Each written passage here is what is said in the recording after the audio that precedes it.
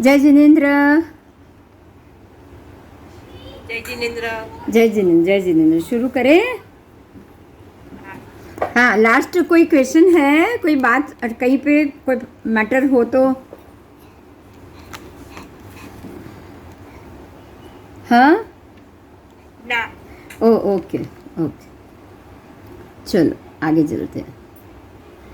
Last जो हमारे सामने वो आइजैक न्यूटन की बात थी वो तो क्लियर हो गई थी ना। उसने रिलेटिविटी का सिद्धांत दिया था और रिलेटिविटी के हिसाब से उसने ये सारा कैसे घूम रहा है, अंतरिक्ष कैसे, ये उन्होंने बताया है। लेकिन इनकी ये सिद्धांत को मान्यता अभी तक नहीं मिली है। एक बात को कल ये महत्व की बात थी कि उन्होंने ये बताया, लेकिन अभी तक साइंस ने गुरुत्वाकर्षण के नियम को खारिज ही नहीं किया है। अब उसको खारिज ही नहीं किया है तो फिर इनकी मान्यता को, सिद्धांत को, जो गुरुत्वाकर्षण के बेस पे है ही नहीं, तो उनको तो मिलना अभी समय बाकी है। ये घटना सिद्ध करती है कि अंतरिक्षीय पदार्थों पर क्वांटम थियोरी तो लागू होती है, लेकिन आइंस्टाइन की जनरल रिलेटिविटी की थ्योरी लागू नहीं होती है। समझ में आया ये? हाँ।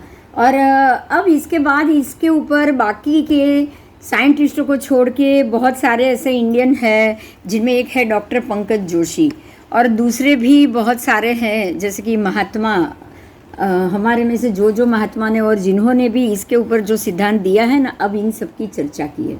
तो डॉक्टर पंकज जोशी के इस संशोधन को, उन्होंने भी क्या संशोधन किया और कुछ संशोधन किया है, इनका भी उल्लेख आएगा आगे। और ऐसे ऐसे इन लोगों ने इनकी ये मान्यताओं को कहाँ तक मानना चाहिए, उसके डिसीजन पे हमको जाना पड़ेगा। आओ, आज से लगभग 60 साल पूर्व जनरल थियोरी ऑफ रिलेटिविटी की शोध की आइंस्टाइन ने। आज से 60 साल पहले ही इसकी शोध की, ज़्यादा समय नहीं हुआ है।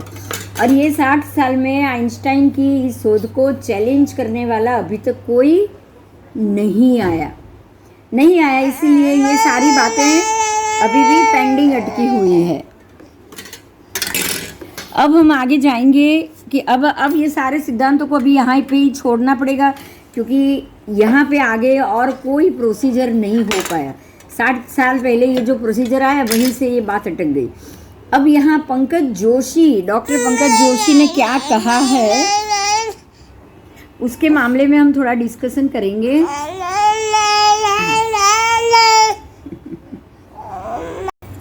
आगे जाएंगे। उन्होंने एक अवलोकन किया, अगर उनके अवलोकन को अगर ये समर्थन प्राप्त हो जाए तो अल्बर्ट आइंस्टाइन की जनरल रिलेटिविटी थ्योरी को चुनौती देने वाले प्रथम वैज्ञानिक के रूप में डॉक्टर पंकज जोशी होंगे। तो यहाँ हमें ये जानना है, ये भी एक बात क्लियर हो गई कि डॉक्टर पंकज जोशी ने भी एक अवलोकन किया है, लेकिन अभी उनकी अवलोकन को भी कोई मान्यता अभी तक नहीं मिली। अब डॉक्टर पंकज जोशी ने क्या कहा है, इसको ध्यान से सुनिए। अपने संशोधन के बारे में डॉक्टर पंकज जोशी कहते हैं कि ब्लैक होल की परिकल्पना में कोई भी जानकारी उसमें से बाहर ही नहीं आ सकती। ये बात मुझे बहुत विचित्र लगती थी। अब यहाँ से देखिए, डॉक्टर पंकज जोशी ये कह रहे कि ब्लैक होल की थियरी में से कोई भी चीज़ बाहर नहीं आ सकती, जबकि क्वांटम मैकेनिक्स का मूलभूत सिद्धांत ही ये है कि जानकारी का नाश संभव ही नहीं है। लेकिन ब्लैक होल के मूल में ही असीमित घनता का सिद्धांत है। असीमित घनता मतलब एक ऐसा घनत्व या घन पदार्थ जिसकी कोई सीमा ही नहीं, जिसमें भौतिक शास्त्र के समस्त नियम गलत सिद्ध हो जाते। इस विरोधाभास को किस प्रकार से हल किया जाए, ये कोई नहीं जानता। मैं इस समस्या के मूल तक पहुंचना चाहता था। पंकज जोशी ने सन 1980 के दशक में कैम्ब्रिज में महान खगोलशास्त्री स्टीफन हॉकिंस से वो मिले। तब उन्होंने इस बारे में उनसे सलाह मांगी। उनका प्रतिभाव बिल्कुल भी उत्साहवर्धक नहीं था। मतलब जो सामने जो स्टीफन हॉकिंस थे, उन्होंने बिल्कुल भी उत्साहवर्धक जवाब नहीं दिया। उन्होंने तो मुझे ये चेतावनी भी दी थी कि ये उलझन बहुत जटिल है और इसको हल करने की कोशिश करने के स्थान पे अच्छा हो कि मैं स्ट्रिंग थियरी की और अपना लक्ष्य को केंद्रित करूं। मतलब उनको वो स्टीफन हॉकिंस ने वहाँ पे अटका दिया और उन्होंने बोला आप ये सिद्धांत को छोड़ दीजिए और हो सके तो ये स्ट्रिंग्स थियरी वाली सिद्धांत के ऊपर आप काम कीजिए।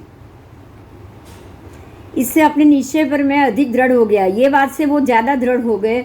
उन्होंने तय किया कि मैं प्रकृति के पास लौटूंगा और तारों का अभ्यास करके मूलभूत सत्य को जानूंगा। पंकज जोशी ने नष्ट होने को अग्रसर हो रहे तारों के संबंध में अपना संशोधन सबसे पहले सन 1996 में प्रकाशित किया। दुनिया की नज़रों पर आने में इनको 8 वर्ष लगे। कितना समय लगा? उन्होंने जो संशोधन किया वो 8 साल के बाद लोगों के सामने आया। उसके बाद अब भी विश्व के प्रमुख वैज्ञानिक डॉक्टर जोशी की इस मीमांसा पर अपनी 100% स्वीकृति नहीं दे रहे। मतलब ये हुआ कि इन्होंने इतना संशोधन किया है, उसको भी आज भी दुनिया के वैज्ञानिक कोई इनके ऊपर स्वीकृति वो नहीं दे रहे। इनकी बातों का भी अभी तक स्वीकार नहीं हो पाया है। यदि ऐसी स्वीकृति देते हैं तो विद्यालयों में छात्रों को आइंस्टाइन का सापेक्षवाद पढ़ाना बंद करना पड़ेगा। अगर उन्होंने इसको हाँ बोल दी तो उनको क्या करना पड़ेगा? तो आइंस्टाइन का सापेक्षवाद पढ़ाना बंद करना पड़ेगा। अब वो फॉरेन के जो लोग हैं वो अपने विज्ञानिक की बात को तो बंद कर दे या पढ़ाना बंद कर दे, ये तो पॉसिबल है नहीं। इसीलिए उन्होंने इनको स्वीकृति ही नहीं दी। विज्ञान की दुनिया में किसी शोध को सत्य साबित करने के लिए जिस प्रकार सत्य माने जाने वाली प्रस्थापित शोध को गलत सिद्ध करने के लिए भी बहुत संघर्ष करना होता है।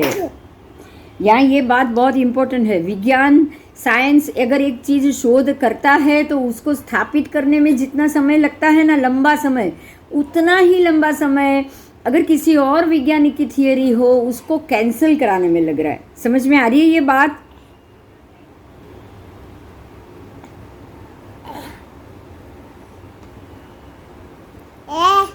डॉक्टर पंकज जोशी और उनके साथी इस समय इस कठिन दौर से ही गुजर रहे हैं।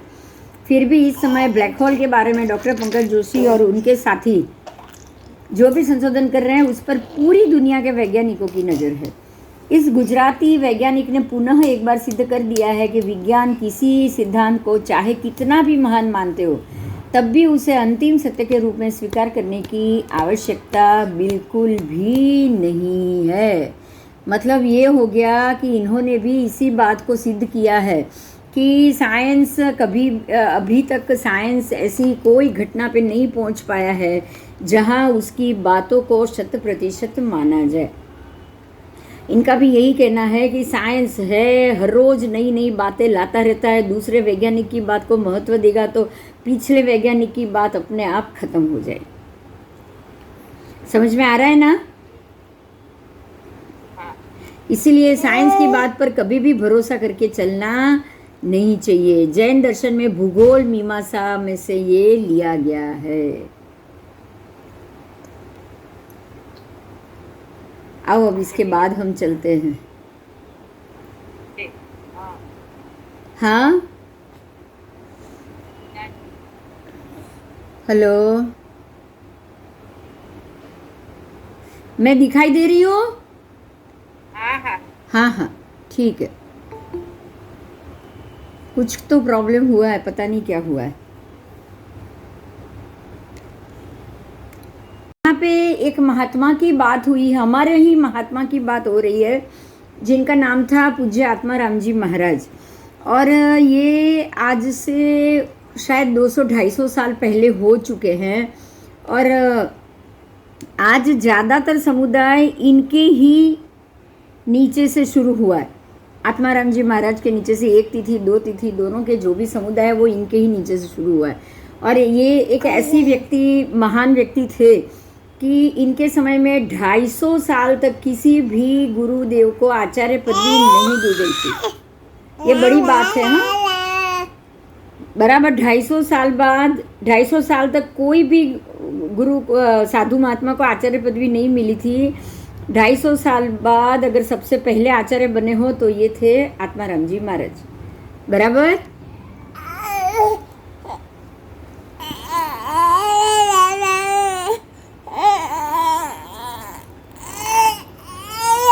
બેટા, શું છે આજે, કેમ હેરાન કરે છે दादी ने? पंचम काल की मनुष्य आयु, कितने ही भव्य जीवों ने सामान्य प्रकार से ऐसा सुन रखा है कि पांचवें आर्य में उत्कृष्ट 120 वर्ष की आयु है। बराबर, ये पंचम आर्य की आयु बताई है हमारे में 120 साल की। और जब जीव किसी अंग्रेज तथा किसी और के मुख से अगर ये बात हम सुनते हैं तो कोई वो लोग बोलेंगे 150 अथवा 200 अथवा 250 वर्ष की आयु वाले भी भूटान आदि प्रदेश में मनुष्य होते हैं। और दृढ़ श्रद्धा वाले भोले जीव तो कदापि किसी का कहना नहीं मानते, चाहे बड़ी आयु वाला मनुष्य उसके सन्मुख खड़ा कर भी दिया जाए तो भी वे झूठ ही मानेंगे, क्योंकि वे जानते हैं कि जो हमारे भगवान ने एक वचन कहा है वो कदापि झूठा नहीं होता। परंतु जिनको जैन मत की दृढ़ श्रद्धा नहीं है, वे कुछ सांसारिक विद्या में निपुण है, चाहे वो जैन मत वाले हो, उनके मन में अवश्य शंका पड़ जाएगी, क्योंकि उन्होंने भी सर्व जैन मत के शास्त्र सुने नहीं है। शास्त्र में जो कथन है सो सापेक्ष है, बाहुल्य करके कहा हुआ है, सो कथनचित जो अन्यथा हो तो आश्चर्य नहीं। क्योंकि बहुत से शास्त्रों में ये लिखा है कि ज्योतिष चक्र यानी कि जो तारामंडल है वो सर्व तारे मेरू पर्वत की प्रदक्षिणा देते हैं। ये बात सर्व जैन मानते हैं, परंतु ध्रुव का तारा कहीं भी नहीं जाता। ध्रुव के तारे के पास जो सप्तर्षि के नाम से प्रसिद्ध है, जिनको बालक, मंजी, पहरेदार, कुत्ता और चोर कहते हैं, बालक ऐसा कहते हैं उनको। और भी कितने तारे ध्रुव के पार्श्ववर्ती हैं, वे सर्व ध्रुव की प्रदक्षिणा देते हैं, परंतु मेरू पर्वत की प्रदक्षिणा नहीं देते हैं। ये बात हमने आंखों से देखी है और औरों को दिखा सकते हैं। तो फिर प्रथम जो शास्त्रकार ने कहा था कि सर्व तारे मेरू की प्रदक्षिणा देते हैं, ये कहना जैनी क्यों सत्य मानते हैं? आओ देखो यहाँ क्या बताया गया है। आओ, यहाँ ऐसा क्या कहा गया है कि सर्व तारे इनकी प्रदक्षिणा, मेरू पर्वत की प्रदक्षिणा देते हैं। सर्व तारे मेरू की प्रदक्षिणा देते हैं, तो ऐसा जैनी क्यों सत्य मानते? क्योंकि हकीकत ये है कि हमारे में 2 तारे बताए गए। ध्यान से सुनिएगा ये बात को।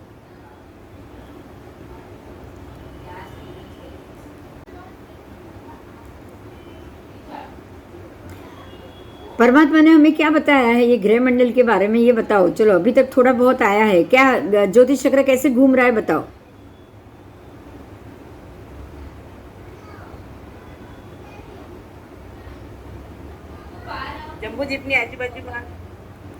जम्बू द्वीप के आसपास घूम रही है, लेकिन मेरू को प्रदक्षिणा दे रहा है। तो अगर जम्बू द्वीप को पूरा ज्योतिष चक्र मेरू को प्रदक्षिणा दे रहा है, तो तारामंडल भी किसको प्रदक्षिणा देगा? मेरू को ही देगा। लेकिन परमात्मा ने 2 प्रकार के तारे बताए। कितने प्रकार के बताए हैं? एक है व्याघातिक और दूसरा है निर्व्याघातिक। एक है व्याघातिक तारामंडल, दूसरा है निर्व्याघातिक तारामंडल। तो तारामंडल के बारे में हमारे में 2 वक्तव्य आएगा। एक तो ये कि एक कुछ तारे हैं जो व्याघातिक है, अंतर वाले हैं, एक से दूसरा अंतर पकड़ के चलने वाले। और दूसरा है निर्व्याघातिक, मतलब कि अब ये अंतर पकड़ के क्या ऐसे भी चलने वाले भी नहीं, स्थिर तारामंडल आप उसको कह सकते हो। तो जो ज्योतिष चक्र घूम रहा है वहाँ भी तारामंडल है, और जो अंदर की तरफ का जो एरिया है जो स्टेबल है वहाँ पे भी तारामंडल है। तो आओ अभी इसमें हम आगे जाएंगे। आओ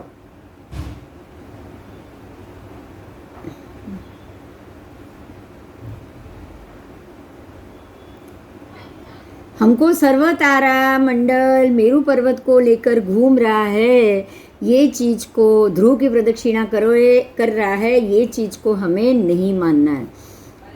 प्रथम जो कथन है बाहुल्य की अपेक्षा से, क्योंकि बहुत तारामंडल ऐसे होते हैं जो मेरू पर्वत की प्रदक्षिणा देते हैं, और कितने ही ऐसे हैं जो ध्रुव के आसपास ही चक्र देते हैं। मतलब वो स्थिर है, ध्रुव स्थिर है तो बाकी के तारामंडल भी स्थिर है। ये बात समझ में आया? प्रदक्षिणा सारे तारामंडल घूम रहा है जो ज्योतिष चक्र के अंदर है। ध्रुव का तारा उत्तर में ही है, उत्तर छोड़ के कभी जाएगा ही नहीं, उत्तर छोड़ के कभी जाएगा नहीं, तो उसका तो प्रदक्षिणा देने का सवाल ही नहीं है। बस तो उसके आसपास जो भी तारामंडल है जो हमें निषद पर्वत के आसपास दिखाई देते हैं वो भी घूमते नहीं है। ये समाधान में पूज्य श्री जिनभद्र गणी क्षमा श्रमण जी ने कुछ लिखा है। क्या लिखा है उसको पढ़ेंगे हम। उन्होंने विशेषणवर्ती ग्रंथ में लिखा है कि मेरू पर्वत के चारों ओर 4 ध्रुव है और इन चारों ध्रुवों के पास ऐसे ऐसे तारे हैं जो सदा उन चारों ध्रुवों के आसपास ही चक्र देते हैं। मतलब ये है कि इनके आसपास के तारे ध्रुव को चक्र दे रहे हैं। यहाँ पे एक बहुत महत्व की बात हम जानेंगे कि जो 2 प्रकार के तारे बताए हैं, एक है व्याघातिक तारा, एक है निर्व्याघातिक तारा। तो हमारे ज्योतिष चक्र में 2 प्रकार के तारे हैं, एक है घूमने वाला, दूसरा है स्थिर। आओ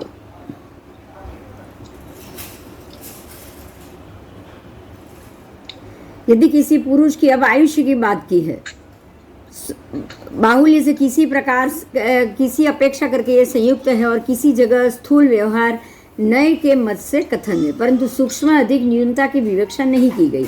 इसी तरह 100 वर्ष से अधिक आयु जो पंचम काल में कही है वो भी बाहुल्य की अपेक्षा तथा आर्यखंड अर्थात मध्यखंड की अपेक्षा से है। यदि किसी पुरुष 150, 200, 250 इत्यादि वर्षों की आयु में जाए तो मन में जिन वचन की शंका नहीं करनी कि क्या जाने जिन वचन सत्य है या झूठ। ऐसे विकल्प मन में नहीं लाना है, क्योंकि ज्योतिष शास्त्र का आशय अति गंभीर है। ऐसा गीतार्थ कोई गुरु नहीं जो यथार्थ बतला दे। अब यहाँ जो आयुष्य की बात की है उसके लिए एक सॉल्यूशन मैं आपको दे रही हूँ, ध्यान से सुनिएगा। आयुष्य पंचम आर्य की 120 वर्ष के आसपास बताई। अब उसमें पंचम आर्य की अगर 120 वर्ष की आयु है तो पंचम आर्य जब शुरू हुआ और उससे पहले चतुर्थ आर्य था, उसमें आयुष्य ज़्यादा होनी ही चाहिए, लेकिन फिर भी परमात्मा महावीर स्वामी की आयु 72 साल की ही थी। तो ऐसा ज़रूरी नहीं है कि अगर आपको 120 साल की आयु दे दी तो वहाँ तक हर कोई जिएगा ही जिएगा। उसके लिए भी हमारे में 2 आयु के प्रकार बताए गए, पता है ना, सोपक्रम और उपक्रम, निरूपक्रम, मालूम है ना ये? सोपक्रम और निरूपक्रम। तो सोपक्रम वही आयु है कि आपके जो श्वासोच्छ्वास निश्चित किए गए, अगर वो श्वासोच्छ्वास 20 साल में भी खत्म हो सकते हो तो हो जाएंगे, और अगर वो श्वासोच्छ्वास 800 साल तक भी खत्म ना हो तो आप 800 साल तक जिंदा रह सकते हो। बराबर? अगर आज आपको हिमालय में और वो सब जगह कोई बोले कि नहीं ये 800 साल पहले से जीवित है, ये 1000 साल से जीवित है, तो उसमें शंका नहीं करनी, क्योंकि वो लोग प्राणायाम और श्वास को निर्युक्ति लाके उसका जो प्राणायाम और उसका जो अभ्यास है वो कर करके आधे घंटे में मुश्किल से एक ही श्वासोच्छ्वास लेते। तो फिर इनकी अगर श्वासोच्छ्वास के ऊपर ही आयु निर्भर है तो इनकी आयु ज़्यादा हो जाएगी। साल महत्व की नहीं है, ध्यान देना है आपको। कभी भी उम्र महत्व के लिए आपको चाहिए कि आप कितने साल जिंदा रहोगे, नहीं, आपको कितनी सांसें मिली है उतने जिंदा रहो। आप श्वास उच्छ्वास 1 मिनट में नॉर्मल आदमी 90 बार श्वास और उच्छ्वास लेता है, उसके हार्ट बीट 90 टाइम्स धबकता है। अगर उसने श्वास उच्छ्वास कम कर लिए, प्राणायाम कर लिया, अपनी सांसों को रोक लिया, और अगर उसने 1 मिनट में मुश्किल से 10 बार ही श्वासोच्छ्वास लिया तो क्या होगा? उसके श्वासोच्छ्वास कम है तो उसकी आयु बढ़ जाएगी। ये क्लियर हो रहा है? हाँ, यहाँ पे यही मुद्दा बताया। आओ आगे जाएं। भगवान महावीर के निर्वाण के बाद 585 वर्ष के लगभग जैन मत के आचार्य श्री आर्यरक्षित सूरी 9.5 पूर्व के पाठक थे, जिनके पास शक्रेंद्र निगोद के जीवों का स्वरूप सुनने आए थे। ये भी ध्यान दो, ये तो भगवान के जाने के बाद है, ये मोक्ष का बंद होने के बाद ये हुआ है। भगवान के बाद 585 वर्ष के बाद भी आर्यरक्षित सूरी महाराज साहब के पास इंद्र महाराजा आए थे शक्रेंद्र निगोद के स्वरूप को सुनने के लिए। तब शक्रेंद्र ने प्रथम वृद्ध ब्राह्मण का रूप करके आर्यरक्षित जी से पूछा कि हे भगवान, मैं वृद्ध हो गया हूँ, यदि मेरी आयु थोड़ी हो तो मुझे बता दीजिए ताकि मैं अनशन करूँ। अब इन्होंने क्या किया, गुरुदेव की परीक्षा ली। इन्होंने क्या किया, गुरुदेव की परीक्षा ली और उन्होंने ये बोला कि आप मुझे ऐसा बताओ कि मैं अभी कितना जिंदा रहने वाला हूँ। वो बिल्कुल वृद्ध बन के आए थे।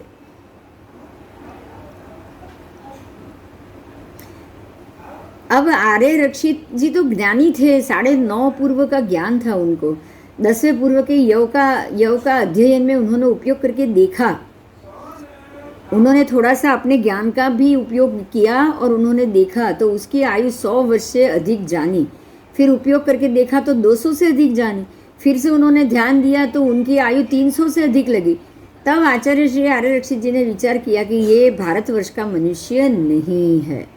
ये कथानक आवश्यक सूत्र की सामायिक अध्ययन की उपोद्घात निरुक्ति में है। इस कथानक से ऐसा भाव निकलता है कि यदि भारतवर्ष के मनुष्य की आयु 300 वर्ष की भी हो तो आश्चर्य नहीं, क्योंकि श्री आर्यरक्षित सूरी जी ने 300 वर्ष से जब अधिक आयु देखी तब कहा कि ये भारतवर्ष का मनुष्य नहीं है। ये कहने से 300 वर्ष की आयु भी भारतवर्ष के किसी भी मनुष्य प्रकार में से हो तो क्या आश्चर्य है। आपको इससे एक बात जानने को मिल रही है। महत्व की बात ये हुई यहाँ पे कि जब भी उन्होंने उपयोग करके ये देखा, मतलब सामुद्रिक शास्त्र का उपयोग, उनके चेहरे को देखना, उनके चेहरे को, उनके शरीर के अवयवों या उसकी झुर्रियों से उनकी आयु का अंदाज़ा लगाना। और क्योंकि ये समय में अवधि ज्ञान तो था नहीं, हाँ या ना बताओ, वो ज्ञान तो था नहीं, केवल ज्ञान की तो बात ही नहीं है, लेकिन अवधि ज्ञान भी ये समय में नहीं था। तो उन्होंने अपने ही दूसरे शास्त्रों की और दूसरी जो सामुद्रिक शास्त्र वो है उसका ही प्रयोग किया होगा और उसी के ध्यान से उन्होंने जाना कि भाई इनकी आयु तो 200-300 साल से मेरे को तो अधिक लग रही है। तब उन्होंने ये जो जान लिया कि भारतवर्ष का कोई भी मनुष्य 300 साल तक जिंदा नहीं रह सकता। इस सारे में समझ में आ रहा है? मतलब ये है कि आप चेहरे से देख के बता सकते हो कि अगर ये इनकी आयु इस इतने वर्ष से ज़्यादा है तो ये यकीनन भारतवर्ष का मनुष्य नहीं। अब भारतवर्ष का मनुष्य नहीं है तो कहाँ का मनुष्य होगा वो? युगलिक हो सकता है ना? अच्छा, अब उतनी ऊंचाई भी नहीं होगी। ये तो अभी की बात है, 500 भगवान के जाने के कुछ ही साल की बात है, जो 6-7 हाथ से ज़्यादा तो ऊंचाई होगी नहीं, तो युगलिक को होने की तो संभावना ही नहीं है। क्यों? अब उनको ये क्यों लगा? ध्यान दो, क्योंकि ये शक्रेंद्र थे जो रूप बदल के आए थे। शक्रेंद्र थे जिन्होंने वैक्रिय रूप धारण किया था, लेकिन वैक्रिय रूप सिर्फ धारण किया, उनकी शक्ति का घटना नहीं हुआ होगा। समझ में आ रही है ये बात?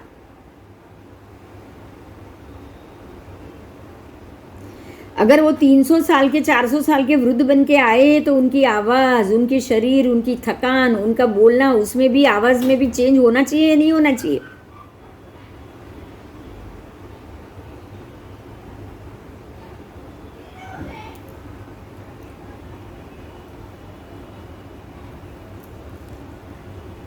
इसीलिए यहाँ पे आपको ये ध्यान देना है कि सामुद्रिक शास्त्र बहुत बढ़िया काम का शास्त्र है। आप उससे किसी भी व्यक्ति का, वो सच बोल रहा है, वो झूठ बोल रहा है, उसके मस्तिष्क की रेखा क्या कह रही है, उसके हाव भाव क्या कह रहे हैं, ये सारी चीज़ आप समझ सकते हो अगर सामुद्रिक शास्त्र को जानोगे ना तो। सामुद्रिक शास्त्र आपके अंगों का शास्त्र है, अंग उपांग का शास्त्र है।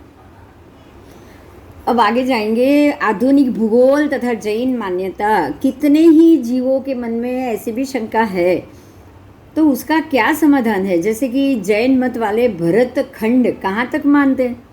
अब जैन मत में आपको पता है भरत खंड कहाँ तक है। अमेरिका, रशिया, चाइना आदि सारे देश जो हमारे सुनने में आया है या लोगों के जाकर देखने में भी आया है, तो जैन लोग उन सबको भारतवर्ष में ही मानते हैं। तथा अमेरिका, विलायत आदि सर्व मुल्कों के बीच में जो समुद्र पड़ा है, तो ऋषभदेव चक्रवर्ती के समय में तो वो नहीं था, किंतु जगत के बाहर जो महासमुद्र है वो तो था। इस कारण से मनुष्य समुद्र के अंदर आ जाने से असली भरत क्षेत्र का स्वरूप बिगड़ गया, कहीं समुद्र हो गया, कहीं द्वीप बन गए। इस विषय जैन मत का शत्रुंजय महात्म्य नामक ग्रंथ है, उसमें लिखा है कि दूसरे, अब यहाँ ये चीज़ पे ध्यान देना, हमारे शास्त्रों में इतिहास में क्या कहा गया है, क्या क्या लिखा गया है, ये बात यहाँ बताई है। मेरी बात ध्यान में आ रही है ना आपको?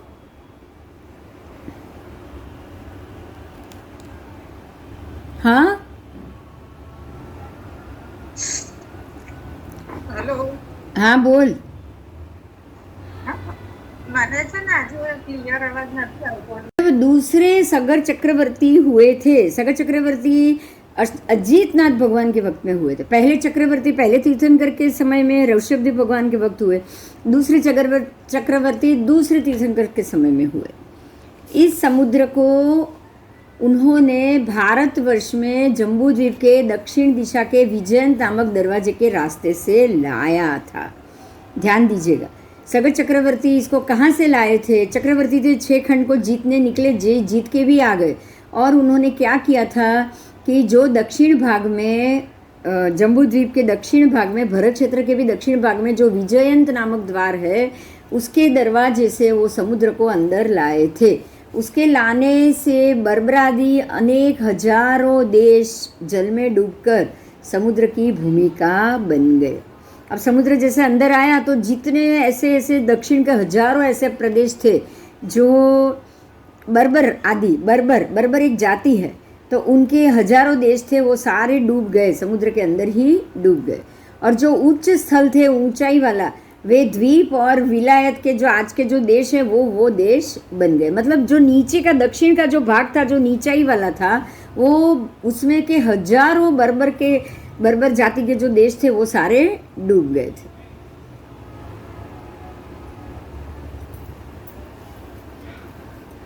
पीछे से असली देशों का नाम नष्ट होने से बहुत देशों के नाम कल्पित रखे गए। भरतखंड कुछ और का कुछ और बन गया। कितने ही देशों के उत्तर खंडों में बर्फ गिरने से और समय के बदलने से सर्वथा पानी जम गया। तब तो चारों ओर समुद्र ही दिखने लगा, इसीलिए आना जाना बंद हो गया। और हमारे शास्त्रकार तो प्रथम आर्य में तथा ऋषभदेव और चक्रवर्ती के समय में जो इस भारतवर्ष का हाल था सो सदा से ही लिखते चले आए, परंतु भरत क्षेत्र के बिगड़ तिगड़ और बन जाने से किसी ने विस्तार पूर्वक वृत्तांत ठीक ठीक नहीं लिखा। यदि लिखा भी होगा तो भी जैन मत के ऊपर बड़ी बड़ी विपत्ति आई है, उनके लाखों ग्रंथ नष्ट हो गए। इस वास्ते हम ठीक ठीक सर्ववृत्तांत नहीं बता सकते हैं, परंतु जितने जैन मत के ग्रंथ हमारे पढ़ने में आए हैं उनमें से तो जो ठीक है सो इस ग्रंथ में लिखा गया है। इस समय सर्व क्षेत्र अदल बदल हो गए हैं। गंगा सिंधु असल स्थान में नहीं बहती क्योंकि उनका अगला प्रवाह तो समुद्र ने रोक लिया और पीछे से पानी आना बंद हो गया। फिर जिस पर्वत से अधिक वो बढ़ रही थी, वो जो प्रवृत्ति हुई वो भी डूबने लगी। आओ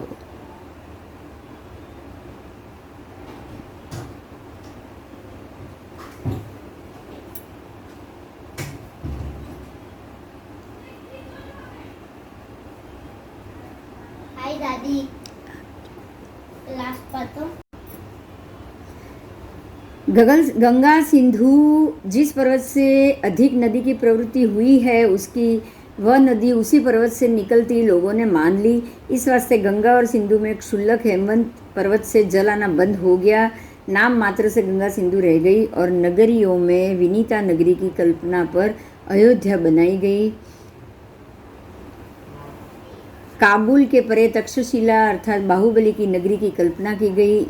इस समय में वह तक्षशिला भी नहीं रही और उसका नाम गजनी प्रसिद्ध हुआ। जैनियों की श्रद्धा के अनुसार प्रथम आर्य को ऋषभदेव भगवान तथा भरत राजा के समय के व्यतीत होने में असंख्य वर्ष व्यतीत हो चुके।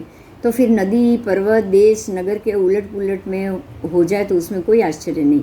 समुद्र का देशों पर फिर जाना तो तौरेत ग्रंथ से भी ठीक ठाक सिद्ध होता है और पौराणिक ग्रंथों में भी लिखा है कि कोई ऐसा समय भी था कि समुद्र में पानी नहीं था, पीछे से आया।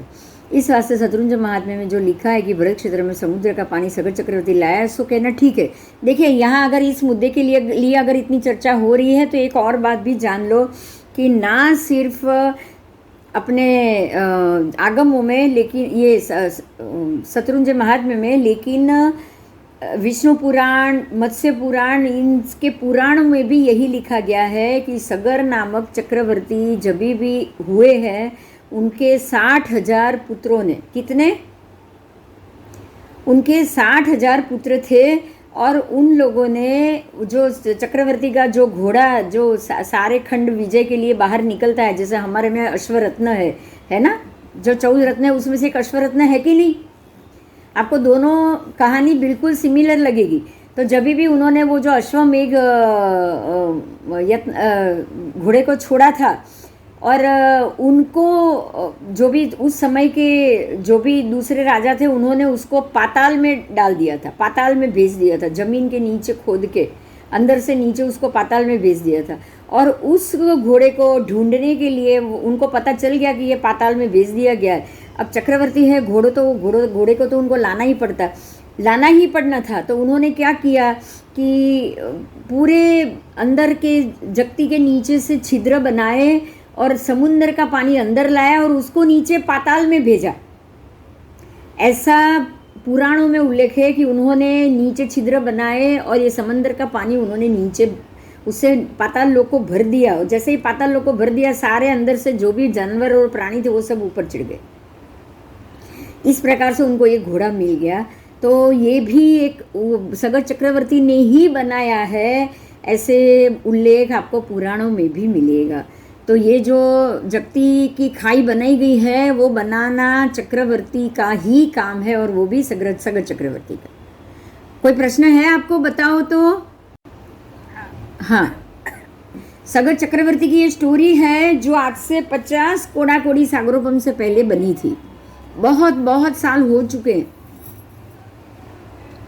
तब से ये छेद बनाया गया हो। तो ये 50 कोड़ी सागरोपम में, कोड़ा-कोड़ी सागरोपम में इतना सारा छेद में से धीरे धीरे पानी अंदर आया, यहाँ तक कि ये छेद इतना बड़े हो चुके हैं आज कि उसमें से कम 9 योजन के मच्छी, बड़ी 9 योजन जितनी बड़ी मच्छी, आप सोच सकते हो कितनी बड़ी होगी, वो छिद्र के अंदर से मच्छियाँ भी अंदर आ जाती भरत क्षेत्र में।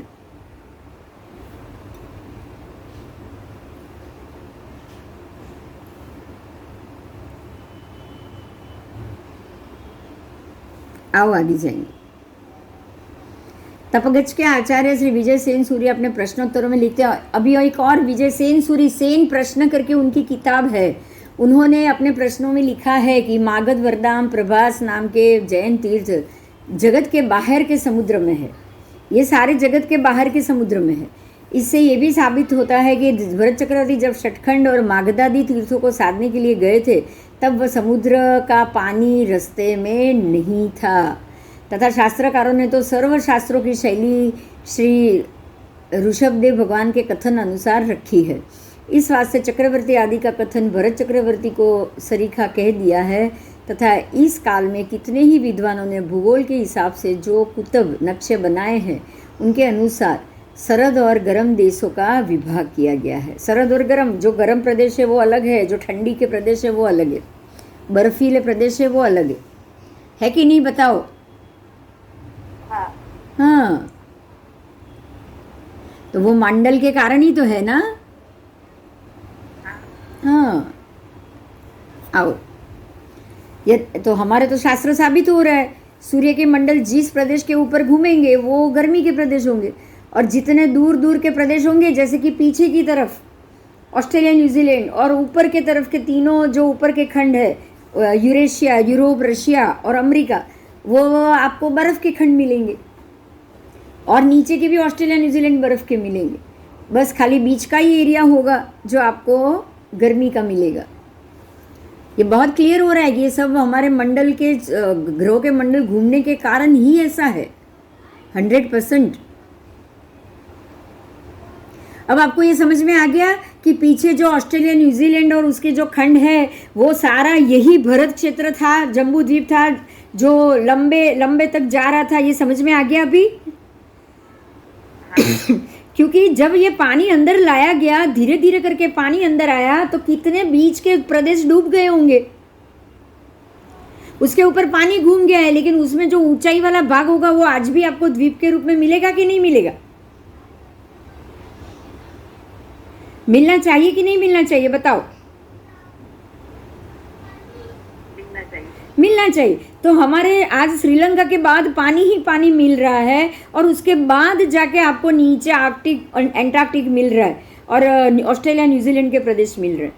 तो ये तो बात साबित हो गई कि जो लास्ट एंड तक का जो प्रदेश है वहां तक जम्बू द्वीप है, लेकिन वहां तक भरत क्षेत्र है, हमारा जो भारत है वो है। लेकिन आपको ये पानी अंदर लाया गया, और उसके कारण जो हजारों प्रदेश और शहर डूब चुके हैं, उसी के कारण अब ये डिवीजन हो गया कि इतना बड़ा समंदर, समंदर के बाद वापस द्वीप, क्योंकि वो ऊंचाई वाला भाग होगा, वो अभी तक पानी में अंदर डूबा नहीं है। हो सकता है कुछ साल के बाद डूब जाए, पानी और अंदर आना शुरू हो जाए। ठीक है,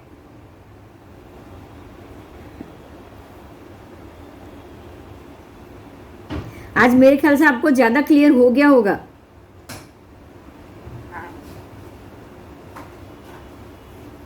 भूगोल हस्तामलक पुस्तक में लिखा है कि रूस देश के उत्तर के पास जहां बर्फ के सिवाय कुछ भी नहीं है, वहां गर्मी के दिनों में बर्फ के गलने से तथा किसी अन्य जगह के करा गिर पड़ने से उनके नीचे एक किस्म के हाथी निकलते हैं, सैकड़ों हजारों निकलते हैं, जिनका नाम उस प्रदेश हाथी के कारण मेमाथ कहते हैं।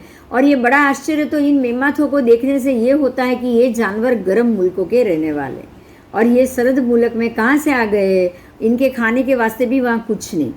इस काल में जो एक भी हाथी इस मुल्क में जाकर बांधे तो थोड़े से काल में ही वो मर जाएंगे।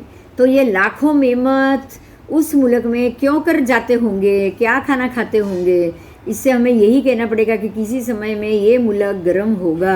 पीछे पवन की तासीर बदलने के कारण ये सर्द हो चुका है।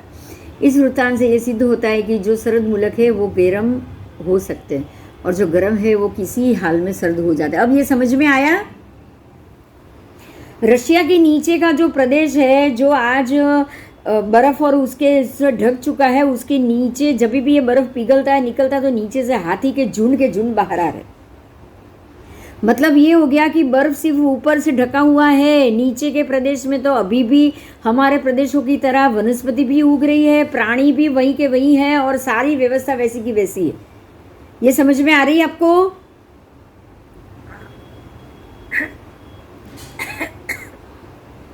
अब यहाँ पे एक बात पे ध्यान दो, तो क्या अष्टपद में ऐसा नहीं हो सकता? अष्टपद में ऊपर के पर्वत पर ऐसी बर्फ गिरा हुआ पड़ा हो, और अंदर नीचे वापस हमारे वही जो वैताठ गिरी के देवों के जो वहाँ पे जो गगन वल्लभ नाम के उनके जो स्थल है, मतलब कि उनके जो महल है वो वैसे के वैसा ही हो, जो विद्याधरों के देवों के महल है वो वैसे का वैसा ही हो। बोलो, हो सकता है कि नहीं हो सकता है? आप ऊपर बर्फ है इसलिए हमें नहीं पता, अंदर कोई जा नहीं रहे हो, आप मनुष्य नहीं जा सकते। तो जैसे ही वो बर्फ पिघल जाएगा, वापस नीचे की व्यवस्था खुली हो जाएगी। अब क्लियर हो रहा है ये सब? कितना इजी से क्लियर हो रहा है? हो रहा है ना? हाँ, ये व्यवस्था है देवों की। आज 5वें आरे के और 6ठे आरे के समय में कोई वहां ना पहुंच पाए, उसके लिए ये सारी व्यवस्था करनी पड़ती है उनको।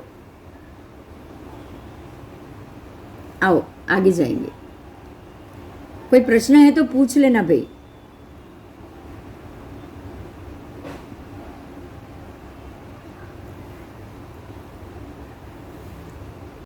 हमेशा के लिए ये कल्पना एक जैसी नहीं चलती है। क्या जाने देशों की क्या क्या व्यवस्था बदल चुकी है, हम नहीं जानते, और क्या क्या और बदलेगी ये भी नहीं पता है। ये पूरा स्वरूप सर्वज्ञ ही जान सकते हैं। इस पृथ्वी को भूगोल कहते हैं। देखो फिर से ये बात आई, भूगोल। भूगोल मतलब जमीन गोल है, जमीन गोल है, तो जमीन पे है, पृथ्वी जमीन पे, ये बात साबित हो गई।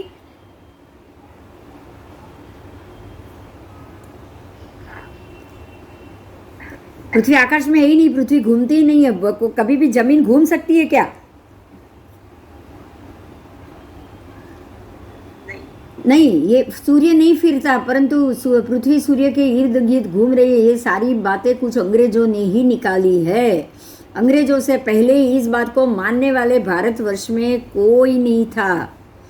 जैन मत के शिलांगाचार्य जो विक्रम के 700 वर्ष में हुए हैं, वे आचार्य आचरण सूत्र की वृत्ति में लिखते हैं कि कितने ही ऐसा भी मानते हैं कि भूगोल फिरता है और सूर्य स्थिर रहता है, परंतु ये मत जैनियों का नहीं है। ये तो किसी ने लिखा है, इस चीज़ को तो हम लिखने की बात पे, तो वो भी भगवान के जाने के बाद लिखी हुई किसी भी बात पे हम मानेंगे नहीं।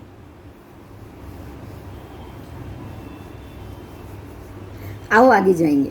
सारा लिखा हुआ बाद में। 184 मंडल आकाश में है। उन मंडलों में प्रवेश करना, दिनमान रात्रिमान का बढ़ाना घटाना, मौसमों का बदलना, ग्रहण का लगना, सूर्य के उदय अस्त होने में मतों का अलग बहुत सारे मत है, उनका विवाद इत्यादि सारी बातें सूर्य प्रज्ञप्ति चंद्र प्रज्ञप्ति शास्त्रों को पढ़ने से अच्छी तरह मालूम हो जाती। अब आप लोगों को अगले दोनों सालों में सूर्य प्रज्ञप्ति चंद्र प्रज्ञप्ति पढ़ना है। बोलो, आप रेडी हो? आप ये साल में आपने सिर्फ साइंस क्या कह रहा है ये जाना। अब ये इससे ये साबित हो चुका है कि साइंस ने जो कहा है उसमें कुछ भी सच नहीं है, बराबर। अब हम क्या जानेंगे? हमने तो अभी डिस्टिंग्विश किया है, भगवान ने ये बोला है और साइंस ने ये बोला है। दोनों में से साइंस जो कह रहा है वो बिल्कुल सच नहीं है। अब भगवान ने क्या कहा है वो तो जानना पड़ेगा ना। भगवान ने जो साइंस बताया हमें, भगवान का साइंस जो आकाश में, अब हमने ये जाना कि ग्रह आकाश में घूम रहे हैं, पृथ्वी जमीन पे, पर अब ग्रह घूमते कैसे, महीना कैसे बनता है, पक्ष कैसे बनता है, पूर्णिमा कौन से नक्षत्र में आएगी, अमास कौन से नक्षत्र में आएगी, ये सारा गणित भगवान ने दे दिया हुआ है। समझ में आया? कौन से नक्षत्र में क्या खाना चाहिए, कौन से नक्षत्र में क्या काम करना चाहिए, ये सारा गणित भगवान ने दे दिया है। तो अब उसको सीखेंगे कि नहीं सीखेंगे? पूरा ही सीखेंगे ना। जो सच्चा विज्ञान है, साइंस है, उसको अभी हम पूरा सीखेंगे। चलो आगे जाएंगे।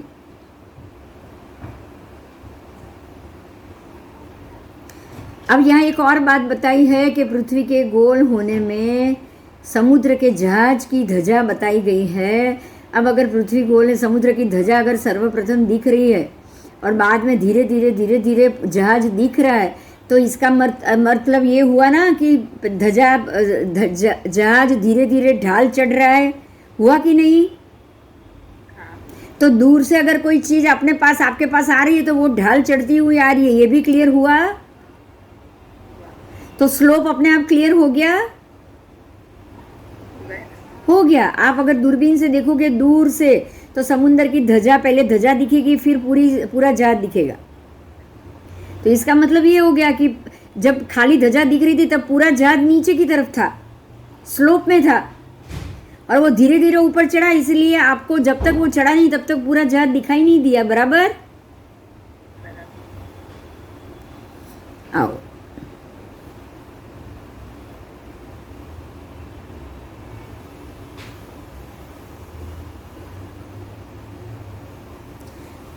ऐसे ही अब सड़क की बात की है। आप सड़क में भी देखो, गाड़ी अगर दूर से नीचे से ऊपर चढ़ती आ रही है तो जब वो आपको दिखाई दी तब दिखाई दी, उससे पहले भी रास्ते में ही थी लेकिन आपको दिखाई दी थी? नहीं दिखाई दी। वो रोड पे ही थी लेकिन वो ढाल जब तक चढ़ी नहीं आपको दिखाई नहीं दी। इसका मतलब ये तो नहीं ना कि ये चढ़ी तभी दिखाई है, तभी आई है, उससे पहले थी नहीं। ऐसा हो सकता है क्या? नहीं हो सकता। आपको इसलिए नहीं दिखाई दी क्योंकि वो ढाल के नीचे की तरफ है। बिल्कुल ऐसे ही सनराइज हो रहा है। सनराइज हो तभी से वहीं से हो रहा है जब से वो उसने ढाल चढ़ना शुरू कर लिया। ढाल पे चढ़ने के बाद वो धीरे धीरे और ऊपर की तरफ उठेगा। ऐसे तो ऊपर ही है, दोनों में ऊपर ही है। ऐसा नहीं कि सन नीचे से ऊपर जा रहा है, सन तो ऐसे सीधा जा रहा है, लेकिन यहाँ की सीधाई हमारे लिए क्या है, वो नीचे ढोलावे की नहीं। ढाल स्लोप है ना, दूर का एरिया स्लोप है कि नहीं है? इसलिए आपको वो अचानक प्रकट होता दिखता है। समझ में आया? अगर रोड है, गाड़ी नीचे से ऊपर चढ़ रही है तो आपको अचानक ही दिखती है ना, ऊपर जब आती है तब अचानक ही दिखाई देती। तो अचानक क्यों दिख रही है? क्योंकि वो अचानक इसीलिए दिख रही है क्योंकि तब वो ढोलाव पे थी। अब जब वो ढोलाव से ऊंचाई पे नहीं आएगी तब तक आपको नहीं दिखाई देगी। आओ,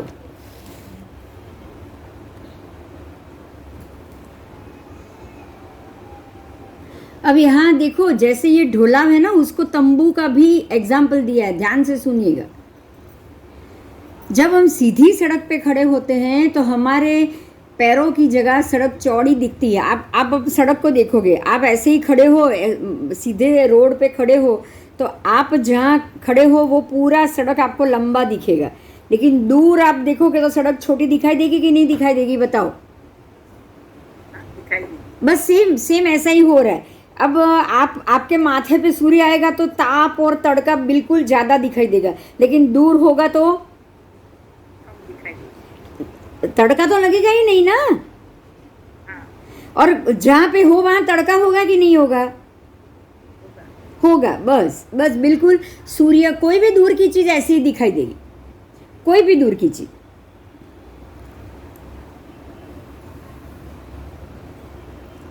आकाश में पक्षी जब सिर के ऊपर उड़ता है तब हमको ऊंचा और दूर दिखाई देता है, दिखाई पड़ता है, लेकिन वही पक्षी अगर थोड़ी सी दूर पे अगर आप उसको देखते हैं तो वो आपको बिल्कुल ज़मीन के नज़दीक दिखाई देता है। अब इस चीज़ को इन्होंने दूसरी तरीके से भी समझाया है कि पृथ्वी की इतनी गोलाई नहीं हो सकती, और आकाश को जब देखते हैं तब तंबू सा दिखाई देता है। अब देखो, आकाश को तंबू जैसा कैसा बोला, मैंने आपको पहले भी बोला, आप एक छाते के अंदर चले जाओ, पूरी चारों तरफ से छाते का कपड़ा नीचे उतरता हुआ दिखाई देगा, दिख रहा है ना? ऐसे ही आप धरती के किसी भी कोने में खड़े रहोगे, चारों तरफ से आकाश नीचे उतरता हुआ दिखाई देगा। अब आकाश नीचे उतरता हुआ क्यों दिखाई दे रहा है? क्योंकि आप ऐसे खड़े हो टोच पे। आप जहाँ खड़े हो वहां से जमीन चारों तरफ नीचे सरक रही है। समझ में आ रहा है? अब जमीन नीचे सरक रही है तो आकाश उससे मिलती हुई दिखेगा ना, आकाश भी नीचे जाता हुआ दिखेगा कि नहीं? अब आप यहाँ से यहाँ जाके खड़े हो जाओगे तो वहां से और आगे नीचे दिखेगा। अब यहाँ आकाश जमीन इकट्ठी नहीं, मैं खड़ी हूँ, वहां से मैं देख सकती हूँ क्षितिज पे कि ये दोनों तो मिल गए, लेकिन अब मैं वही जगह और आगे जाऊंगी तो वापस वो मिल रहे हैं क्या? नहीं, वापस अलग ही है। वो मुझे दिखाई क्यों दिया ऐसे? क्योंकि मैं यहाँ खड़ी हूँ और वो लोग मुझे स्लोप के बाद दिख रहे, एंड में दिख रहे। समझ में आया?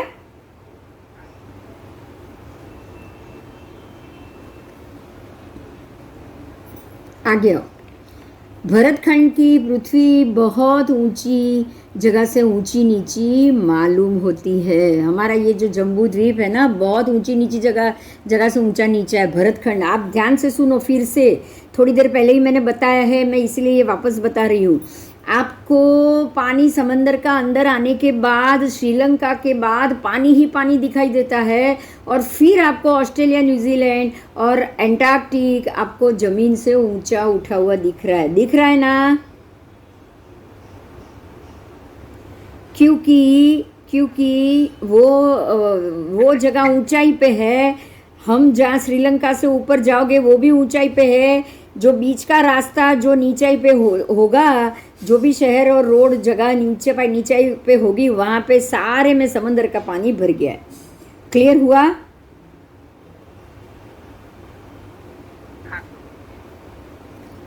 आपको यहाँ भी बहुत सारी ऐसी जगह दिखेगी, ऊंची नीची। अष्टापद में भी ऐसा ही है। अष्टापद की उस तरफ रशिया में भी ऐसा ही है। जितना वो ऊंचाई पे आप जा रहे हो तो ऐसा जरूरी नहीं है कि एक ही ऊंचाई में बाजू में नीचाई पे भी आप, अगर मैं ऊंची चढ़ूंगी तो एक वहाँ पे एक बिल्डिंग ऊंची होगी, दूसरी बिल्डिंग नीची हो सकती है कि नहीं हो सकती? पर्वतों के बीच में खाई होती है कि नहीं होती है? ये बता दो। चलो, हम जैसे जैसे ऊपर जाएंगे पहाड़ी एरिया आएगा, क्योंकि आप ऊंचाई पे चढ़ रहे हो, तो वहाँ खाई तो है ही ना। तो वहाँ पे और नीचे की जगह जो खाई होगी वो सारे नीचे की जमीन आ जाएगी, और जैसे जैसे नीचे की ज़मीन आ जाएगी तभी आपको पर्वत हो, ऐसे ही 2-3 पर्वतों के ऊपर बर्फ़ गिरा हो और नीचे के झुंड में से हाथी, बर्फ़ पिघलने पे हाथियाँ बाहर निकल रहे हो, ये माहौल मिल सकता है कि नहीं मिल सकता है?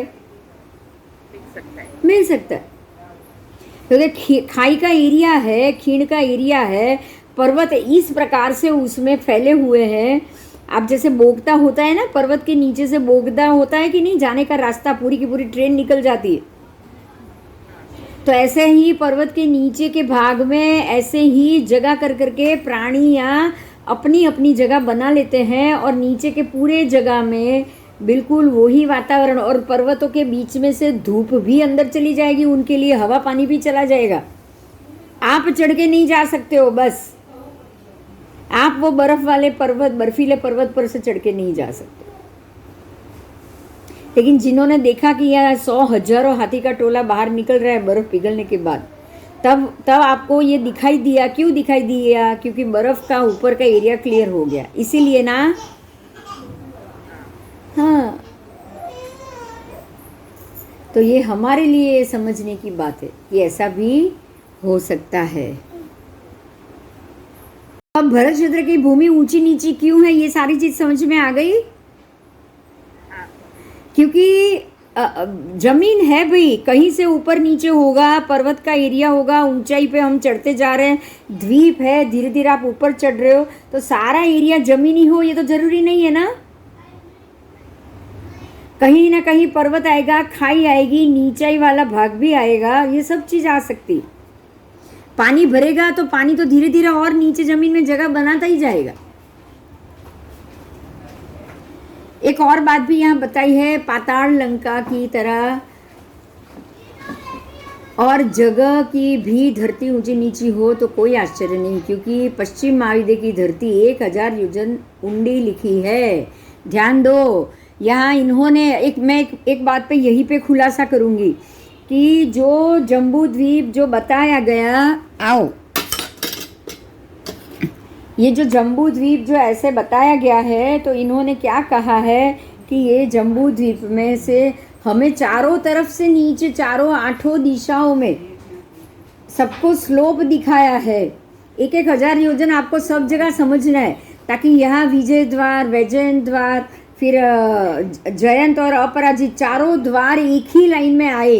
लेकिन हमारे किसी किताबों में किसी महात्मा ने ऐसा लिखा हुआ है कि सारी जमीन ऊंचाई है, खाली पश्चिम महाविद्य ही 1000 योजन नीचे है।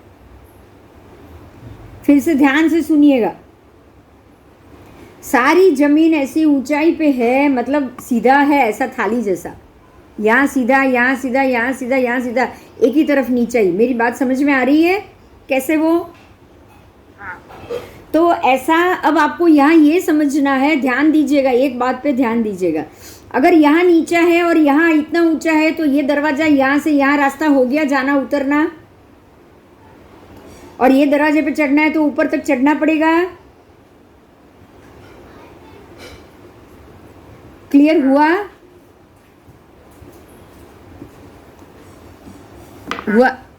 रुको, मैं एक और बात बताती हूँ, रुको 1 मिनट।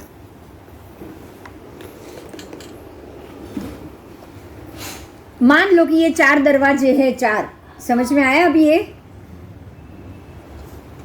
ये 4 दरवाजे हैं, तो ये 4 दरवाजों में 3 दरवाजा सीधा है और चौथा दरवाजा बिल्कुल नीचे है, यहाँ पे। ये पॉसिबल है? बताओ।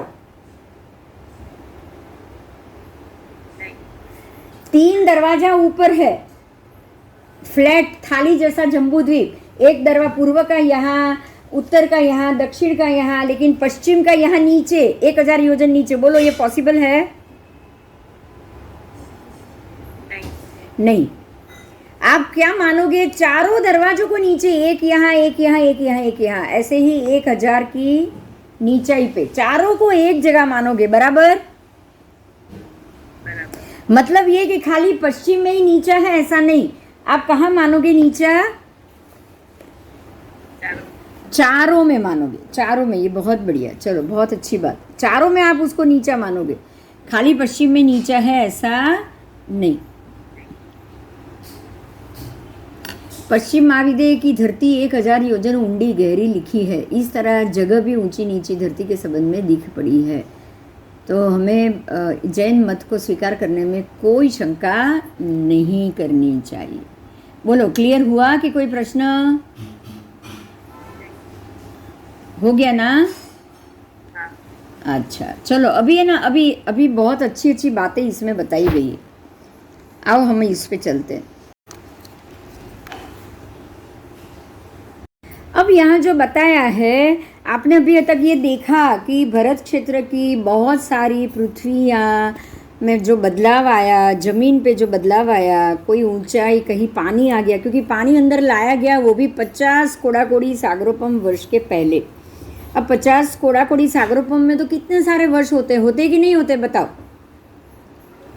तो इतने वर्षों में जो पानी अंदर आता ही गया, थोड़ा थोड़ा आता ही गया, तो आप समझ सकते हो कि मैंने आपको पहले एक गूगल का वीडियो भी बताया था कि 10,000 साल पहले पानी की इतनी सपाटी थी, 15,000 साल में और सपाटी बढ़ गई। बताया था कि नहीं बताया था, बोलो। अब उसके बाद धीरे धीरे और आगे ये द्वारका सब डूबने लगना शुरू हो गया। द्वारका नगरी तो अभी बहुत कुछ साल पहले ही डूबी है, सारा पानी उसके ऊपर घूम चुका। तो अब धीरे धीरे जो किनारे, समंदर किनारे जो नगर है, जो आपको नगरी या ज़मीन मिल रही है, वो सारी धीरे धीरे आगे चलते चलते समय में पानी का स्तर बढ़ता जाएगा और वो पानी में नगरियाँ नदी में डूबती जाएगी कि नहीं डूबती जाएगी। तो ऐसे आपको बहुत सारा बदलाव मिला, चेंजेस मिला। अब यहाँ ये जानना है कि जो भारत देश जब पहले का जो समय था, पहले का जो ऋषभदेव भगवान के वक्त, जैसे कि बाहुबली की जगह पूरा जो तुर्कस्तान है, आज जो पाकिस्तान और उसके ऊपर का जो एरिया है, तुर्की और वो सारा बाहुबली का एरिया माना जाता। पता है ये? हाँ, तक्षशिला और नालंदा नगरी, जानते हो, ये नाम सुना है? तो ये सब बाहुबली का एरिया था। और आपको एक खास ध्यान में मैं लेके जा रही हूँ इस बात पे, आज का सिंध प्रदेश, जो सिंधु पाकिस्तान, उसके ऊपर का अफगानिस्तान, ये सब एरिया है, बराबर। बलूचिस्तान, खास करके बलूचिस्तान, काबुल, कंदहार, ये अभी अपने में है क्या? भारत देश में है? नहीं। तो ये जो सारा प्रदेश है बलूचिस्तान, ये सिंधु नदी के ऊपर लगा हुआ है। जैसे हमारे गंगा के प्रदेश है ना, ये उत्तराखंड और वो सब, ऐसे ही सिंधु और गंगा के बीच का ये प्रदेश, उत्तर भारत का ये प्रदेश। अगर ये उत्तर भारत का प्रदेश है तो ये सब पहले की आर्य भूमि में आया कि नहीं आया, पहले ये बताओ। आया। तो वो जो पहले आदेश्वर दादा के वक्त का जो ये जो बलूचिस्तान और जो सिंध प्रदेश है, आपको मैं ये बताऊं कि जो पालीताना में जो हिंगड़द माता है ना, हिंगड़द का हड़ा, उनका मूल स्थान बलूचिस्तान में, उनका मूल स्थान बलूचिस्तान में, और वो सिंधु नदी के अंदर ही है। अब आपको समझ में आ रहा है कि पालीताना में हिंगड़द माता और हमारे में हिंगड़द देवी को कुलदेवी क्यों स्थापित किया गया होगा। और आज के समय में वो सारा प्रदेश, हम कहाँ, क्या हम वहाँ जा रहे हैं? कोई भी नहीं। कोई यात्रा करना या कोई महात्मा ने, किसी ने मंदिर बनाया, ऐसा संभव आपको मिल रहा है? तो वहाँ से अगर कोई मंदिर या अवशेष मिलेंगे तो वो कितने करोड़ों सालों के पहले के होंगे कि नहीं होंगे? होंगे ना, वो जरूर होंगे, क्योंकि आदिनाथ भगवान के वक्त अगर ये सिंधु नदी और वहाँ के माताजी बलूचिस्तान, वो मूल प्रदेश सिंधु और गंगा के बीच का ही पूरा एरिया आर्य देश कहलाता था, हाँ कि ना? हाँ। तो आज वहाँ से अवशेष मिले तो क्या ये गलत है? नहीं। अच्छा, जो अभी थोड़ी देर पहले हमने जो आत्माराम जी की बात की, उन्होंने, वो तो ज़्यादा समय नहीं हुआ, उनको तो 150 साल से ज़्यादा नहीं हुआ है। तो 150 साल पहले वो सबसे ज्यादा पाकिस्तान में ही रहे। वहां पे उनका आज भी मंदिर है। उनका जो हम बोले ना, ये निर्वाण नहीं, पर उनका जो अंतिम काल, उन्होंने प्राण वहीं पे ही त्याग किए थे। उनका काल धर्म वहीं पे ही हुआ है। पाकिस्तान में आज भी उनका समाधि मंदिर है। समझ में आ रही है ये मेरी बात? मतलब ये हो गया कि इंडिया पाकिस्तान तो बाद में अलग हुआ, उससे पहले तो ये सब एक ही था। तो ये पहले एक हो सकता है, तो क्या तुर्की एक नहीं हो सकता? हो सकता है, क्योंकि तुर्की, अफगानिस्तान, ये जो सारा बलूचिस्तान, ये सारा है सिंध प्रदेश, है सिंधु नदी का प्रदेश। और ये सिंधु नदी का प्रदेश ही हमारे मूल 25 आर्य देशों के अंदर का ही प्रदेश माना गया है। क्लियर हुआ पहले ये? यस। अब हम ये जानेंगे कि आज आपको ऐसे प्रदेशों में से, कितने प्रदेशों में से मंदिर, स्थापत्य, जैन मूर्तियां मिल रही है। आपको ये पता चलेगा। आओ, 300 साल पहले राजस्थानी भाषा में बुलाखी दास खतरा की वार्ता, ऐसी नाम की हस्तलिखित प्रति अभी अभी हाथ लगी थी। उसमें ये उल्लेख है हस्तप्रति में कि यूरोप और एशिया महाद्वीप की सीमा जहाँ मिलती है, वहाँ तुर्कस्तान की राजधानी इस्तंबुल के नज़दीक तारातंबोल नाम के किसी शहर में जैनों के 700 जैन मंदिर होने की जानकारी मिली है। बोलो, अब ये तारातंबोल नगरी जो है वो हमारे 25.5 आर्य देशों में से एक है। समझ में आया? हाँ? तो तुर्कस्तान भी हमारे ही एरिया में आएगा, जो सिंधु और गंगा के बीच का एरिया है। और वहाँ तक हमारे सारे जैन धर्म और परमात्मा की आण प्रवर्तित होती थी। और जब परमात्मा आदिनाथ भगवान थे, तब से वहाँ जैन मंदिर थे। आज भी उनको 700 जैन मंदिर के अवशेष मिले। ये कम बात है क्या? बहुत बड़ी बात है ये। आओ, हस्तप्रति का सारांश कुछ इस प्रकार है कि 1684 के वर्ष में मुल्तान निवासी बुलाखीदास खतरा नाम के एक व्यक्ति अहमदाबाद, आगरा, लाहौर, मुल्तान और गंधार के लाहौर, खुरासान, इस्तंबुल नगर आदि स्थानों पर से होता हुआ तारातंबल नगर में पहुँचे थे। वो अहमदाबाद से वहाँ तक पहुँचे थे बोट से। और भारत में उस समय शाहजहाँ का शासन चल रहा था। वो तो कैसे भी पहुँचा होगा, बोट से नहीं, मतलब वो जा रहे थे। और तब शाहजहाँ का शासन था। ये कितने साल पहले की बात की है उन्होंने? लगभग 1684 में। और ऐसा कहा जाता है कि देश विदेश में चल रही गतिविधियों के अभ्यास हेतु शाहजहाँ ने बुलाखीदास को भेजा था। समझ में आया? अभी ऐसी भी इतिहास मिला है। बोलो, शाहजहाँ का शासन चल रहा था, उन्होंने बुलाखीदास को वहाँ भेजा था कि आप उस नगर में जाओ और वो नगर में क्या क्या हालत है, कैसा है, उसका आप आरोपण करके लाओ। तो वो वहाँ गए। तारातंबोल नगरी का क्या है, एरिया क्या है, क्या नहीं है, वो क्योंकि वो तो रास्ते से ही गए। कोई विमान तो था नहीं तब। विमान था? बताओ। नहीं था। बोट में गए या उसी में जाना पड़ा या जाने का रास्ता नहीं था, ऐसा भी कोई उल्लेख नहीं है। हाँ, वहाँ आप अगर जानवरों को और सबको लेके जाओ तो बहुत साल निकल जाएंगे, ये बात अलग है। गाड़ी वाड़ी भी तब तो थी नहीं, ट्रेन भी कुछ नहीं था। समझ में आ रहा है?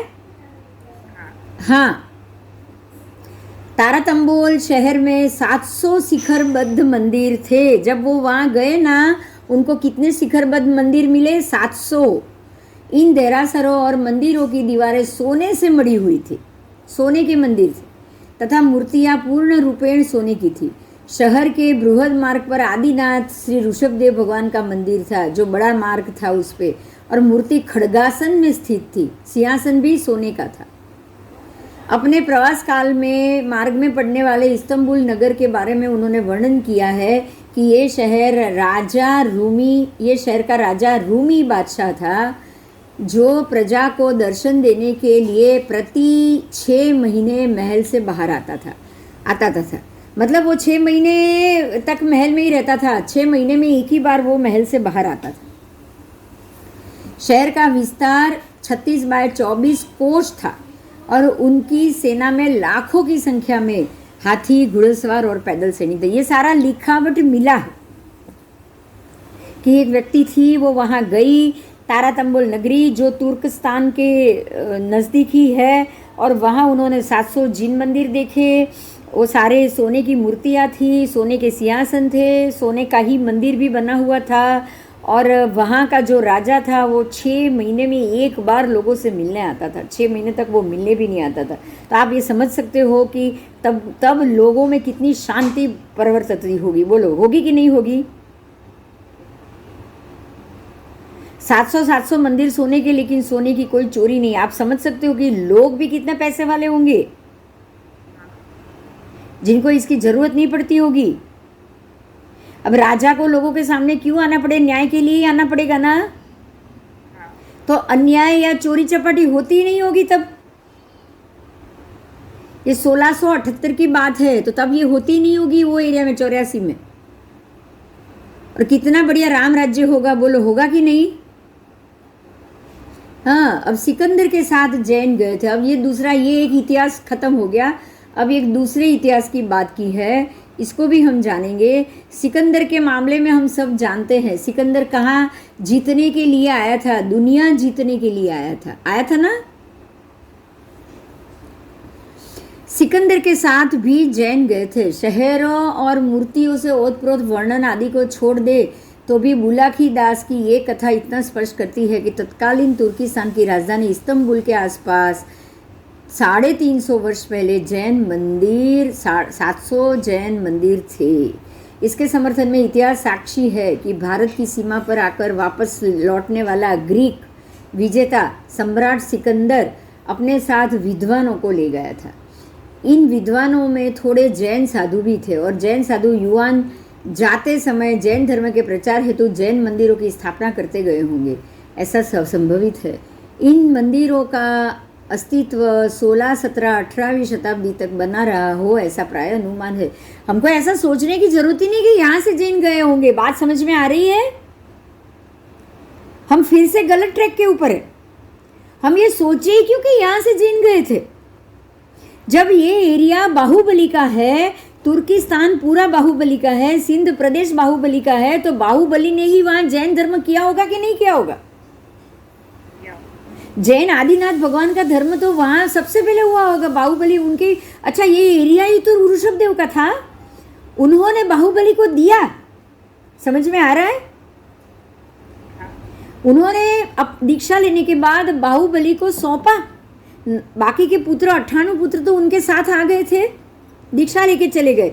भरत को यहाँ का राज्य गंगा के तरफ का अयोध्या विनीता नगरी सौंपी गई और बाहुबली को सिंधु का प्रदेश सौंपा गया। हाँ या ना बताओ? बहुत सिंपल बात है ये।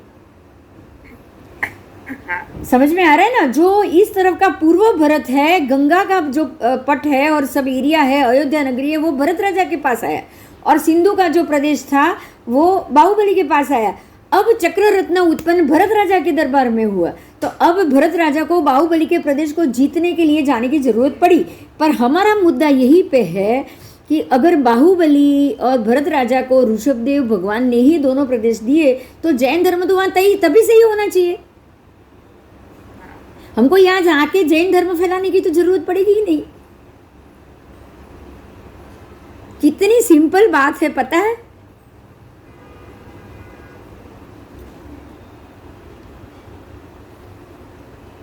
आओ, 1918 से 1922 तक मिस्र की राजधानी कैरो में रोशनलाल नाम के एक व्यापारी रह रहे थे। उसने भी ऐसा अभिप्राय दिया कि उसके आगे नदी के तट पर उसने पूरी ऊंचाई वाले 24 तीर्थंकरों की मूर्तियां देखी थी। बोलो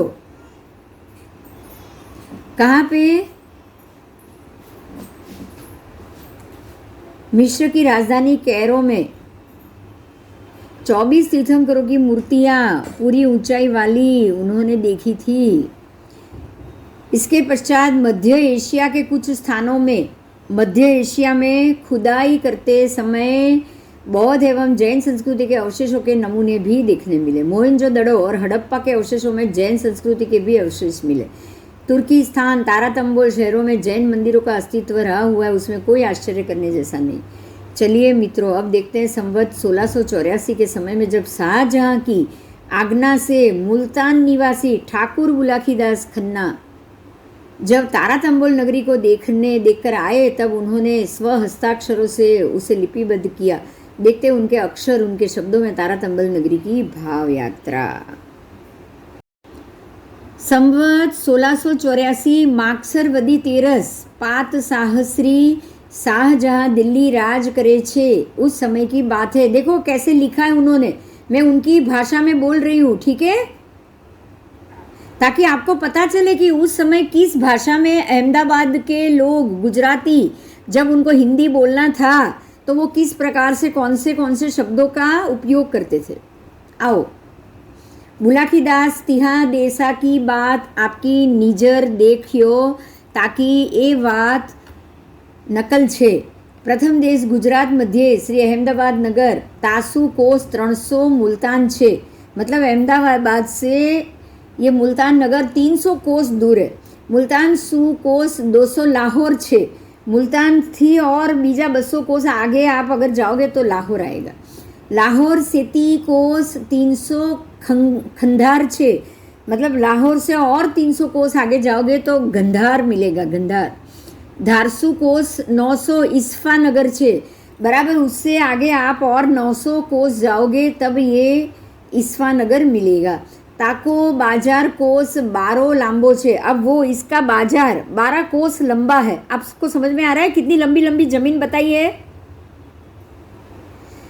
इस्फा नगर खेती सेती कोस 600 खुराशान छे। अब यहाँ से 600 कोस और आगे जाओगे तब खुराशान देश। खुराशान को बाजार 15 कोस लंबो छे। खुराशान सु कोस 1200 इस फतम्बोल नगरी छे। अब समझ में आया। अब यहाँ से भी 1200 कोस दूर जाने के बाद इस्तंबुल नगरी आई है। तो इतने कोस आगे जाने के बाद इनको ये इस्तंबुल नगरी मिला। तो ये बहुत दूर हो गया। आपको समझ में आ रहा होगा कि जो आज आपको विमान में, प्लेन में जाते जाते इतने किलोमीटर जाना पड़ता है, तो ये कोई गलत बात नहीं है। ये तो कितने साल पहले की, सिर्फ 400 साल पहले की बात। तो जमीन तो अभी 400 साल में ज़्यादा नहीं घटी है ना, नहीं घटी। तो तुर्कस्तान तो आप चल के भी जा सकते, आज भी जा सकते हो। तुर्कस्तान तक चलना बिल्कुल भी दूर नहीं है। तो ये सारा हमारे ये भरत क्षेत्र की बात की है। ये हमारे जो परमात्मा ने बताए हुए पश्चिम भारत की बात आ रही है। पश्चिम दक्षिण का मध्य भाग है ये। आओ मैं आगे बोल रही हूँ, इनकी भाषा में बात कर रही हूँ। तिहा को बाजार 36 कोस लंबो 24 कोस चौड़ो छे। तिहा रेमियाती शाह राज करे छे। रेमिया शाह, रेमी जो उन्होंने रूमी नाम दिया है, उनका नाम इन्होंने अपनी भाषा में रेमियाती शाह लिखा है। उनके पास 24 लाख घोड़ा छे। घोड़ा 24 लाख छे, हाथी 1,25,000 छे। ओहो, आप सोचो कितनी बड़ी उनकी नगरी होगी। 3 लाख गुलाम छे। ओहो, 5 लाख वादी छे। 3 लाख के उनके 3 लाख जितने लोग उनके गुलाम थे, मतलब नौकर थे। महल में नौकर कितने थे? 3 लाख। वादी कितने थे? 5 लाख। वादी का मतलब पंडित। वादी का मतलब क्या? पंडित, जो वाद विवाद करने वाले हो, जो शास्त्रार्थ करने वाले हो। 5 लाख तो वादी थे। 1,15,00,000 पाद थे। शहर के चौफेर कोट चौकोर छे। पातशाह की मतलब बादशाह की रहास को कोट तांबा को छे। अच्छा, वो जो जहाँ रहते हैं ना, वो कोट किससे बना हुआ था? तांबे से बना हुआ था। इस फतम्बोल से कोस 1444 चवद सैववर देश छे, मतलब वहाँ इतने देश थे। ओ हो।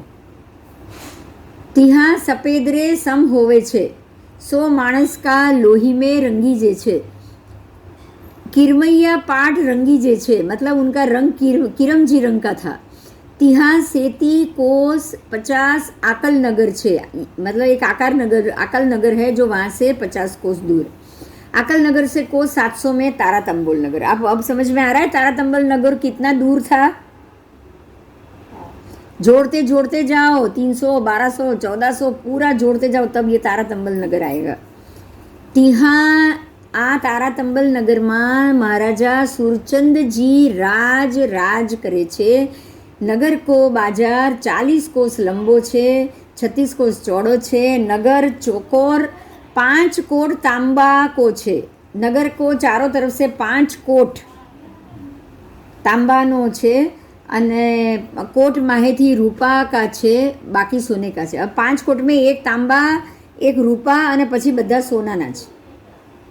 तिहा राजा जैन धर्म पाले छे, मतलब ये हो गया कि ये जो नगर था ना वो बाहर से 5 कोट, 5 1 2 3 4 5 ऐसे 5 कोट से वो बंद था, पैक था। समझ में आ रहा है? एक दीवार नहीं थी। आज एक दीवार मिलेगा ना आपको महल के आजू बाजू, ये एक नहीं थी, 5 थे। 1 2 3 4 5, उसमें एक बाहर का तांबे का, उसके बाद अंदर का चांदी का, और उसके बाद के जो अंदर के तीनों थे ना 1 2 3, वो तीनों के तीनों सोने के थे। आप समझ सकते हो कि तब वो राजा और प्रजा के पास कितना सोना होगा। बोलो, समझ सकते हो ना?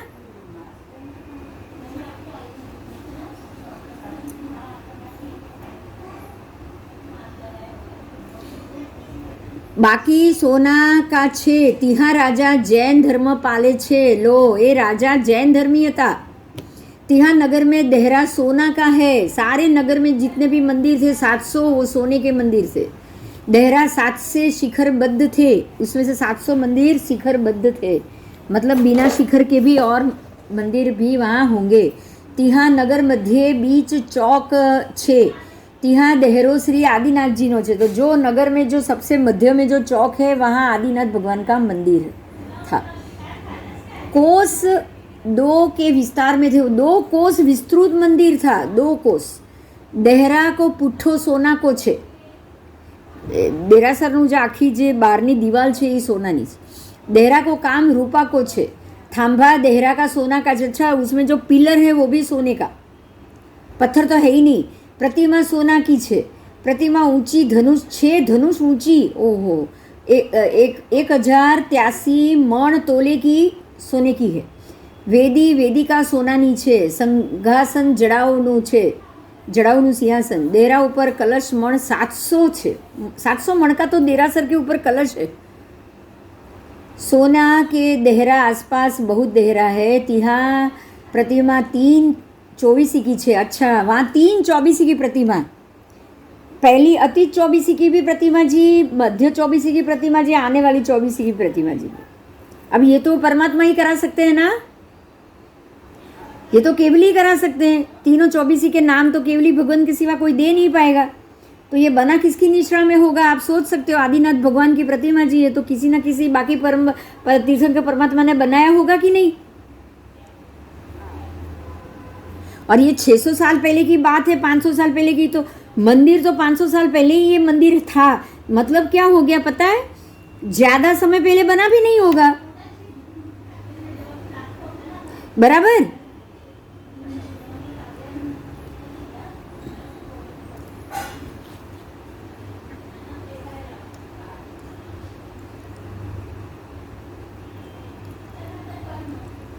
तिहा प्रतिमा जी 3 24 की छे। तिहा त्रिकाल पूजा हुए छे, वहाँ 3 टाइम पूजा होती है। स्नात्र नाटक भगवान के आगे होय छे। तिहा साधु रहे छे, तो त्या साधु पण हता। राजा नित्य वखाण व्याख्यान सुने छे। राजा साधु ने आहार पानी देने भोजन करे छे। इसी भांति जैन धर्मरी बीती थिति छे। तारातंबोल पास सिंधु नदी बड़े विस्तार में वहे छे। देखो, हवे समझ में आवी गयुं बधुं ज। सिंधु नदी के विस्तार में ये है, सिंधु नदी के विस्तार में ही बाहुबल जी ने अपने राज्य का स्थापना की थी और तभी से वहाँ से आदेश्वर भगवान से ही वहाँ जैन धर्म प्रवर्तमान। तो उसका नाश अब हुआ है पंचम आर्य में, लेकिन पहले तीसरे आर्य से आदेश्वर भगवान से लेके अंतिम महावीर स्वामी तक वहाँ साधु भी रहे, वहाँ केवली भी घूमे, उन्होंने प्रवचन भी किया, वहाँ पे समवसरण भी हुआ होगा, वहाँ पे सोने के और उसके मंदिर भी हुए हैं, प्रतिमा जी भी हुई है और वहाँ साधु भी प्रवर्तमान हुए हैं। बराबर। तो ये सारा आर्य देश है, ये सिंधु नदी का पट है। आज बहुत अच्छी बात जानने को मिली है आप सबको। अहमदाबाद, कर्णावती, राजनगर, हुंती, तारातंबोल नगर कोस 5650 દૂર હતું આ તારાતંબોલ નગર, જ્યાં 700 પ્રતિમાજી અને રાજા પણ જૈન ધર્મી, વहाँ સાધુની વ્યવસ્થા, વ્યાખ્યાનની વ્યવસ્થા बिल्कुल अपनी જેમ જ वहाँ पर चल रही थी, वो भी 1684 में। तिहा की बात सत्य छे, ताकी नकल छे, आ पत्र एनी छे। इति तारातंबोल नगरीरी वार्ता संपूर्ण। अब हम आपको बताएंगे सन 1805 से 1821 तक सेठ पद्मचंद्र जो खुद इस तारातंबोल नगरी की यात्रा कराए। चलिए पढ़ते उनके अनुभव उन्हीं के शब्दों में। अब ये हम अगले क्लास में करेंगे, ठीक है? ठीक है, ठीक है।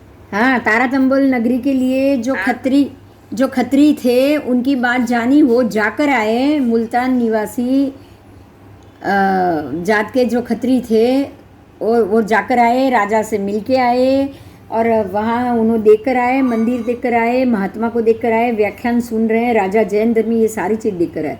अब इनके बाद किसी और के भी मुख से अगर ये बात सुनेंगे तो ये बात पक्की होती जाएगी ना, हमें भरोसा बैठता जाएगा। ठीक है, तो हमारे लिए ये जानना बहुत आवश्यक हो गया कि जैन धर्म के हिसाब से जो दक्षिणार्ध भरत क्षेत्र है, जो हमारा आर्य देश है, वो कहाँ तक विस्तृत था। बराबर। आज 500-600 साल में बीच में पानी समंदर आ गया, तो इसका अर्थ ये नहीं है कि हम ये मान लें कि ये सारा प्रदेश अधर्मी का था या अभव्य का जीवों का था, या फिर यहाँ कोई 25.5 आर्य देश हुए नहीं, ये सारा प्रदेश अनार्य था, ऐसा हम नहीं सोच सकते, है ना। आज जो एरिया है ना, यहाँ हमारे पास जो डिग्री गली आप देखने जाओ तो वो पूरा गंगा का ही एरिया है, सिंधु का तो एरिया यहाँ पे है ही नहीं। जैसलमेर, सिंध प्रदेश, रांची, उसके कितने बाद तो सिंधु नदी शुरू होती है कि नहीं होती? हाँ, तो वहाँ तक का तो प्रदेश आज हमारे इंडिया के अंदर तो है ही नहीं ना, ये तो भारत में है ही नहीं। तो भारत क्या इतना था? ना, ठीक है, भारत आधा है, आधा इस तरफ का तो निकल ही गया है। ठीक है, चलो कोई बात नहीं, समय समय की बात है, लेकिन हम अब ये जानेंगे कि ये पूरा भारत था और उस हिसाब से अब हम ये नक्शे को देखेंगे। चलिए, जय जिनेंद्र। कुछ भी कोई बात होगी, प्रश्न होगी तो अगले क्लास में मिलेंगे।